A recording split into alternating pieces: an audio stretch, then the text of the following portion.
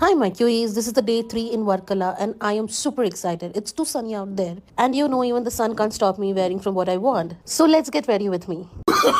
Oh, no, no, no, no. Madam ji, जैसे आपकी body हरी भरी है, अगर कपड़ा भी हरा भरा ले लेते तो आई थिंक ज्यादा अच्छा मतलब कवर। क्योंकि दया मुझे मैडम पे नहीं, मैडम के बिकिनी टॉप पे आ रही है। बेचारा कितनी स्ट्रेस में स्ट्रेच के साथ खड़ा है। वैसे मैडम जी सच्ची बताइयो, ये आपका बिकिनी टॉप है या फिर नासा का स्पेस सूट? वैसे मैडम जी आपके आउटफिट को देखकर लगता है कि आपका शायद बीच में जाने का प्लान है, पर अफसोस वो प्लान भी कैंसिल हो जाएगा, ठीक आपके जिम मेंबरशिप की तरह। ये वही पोज है जिसमें मैडम जी को लगता है कि वो इंस्टाग्राम के लिए परफेक्ट है, बट इन रियलिटी इनका फोन प्रो मोड में है, जिससे लगता है कि इनका बिकिनी टॉप भी एडिट हो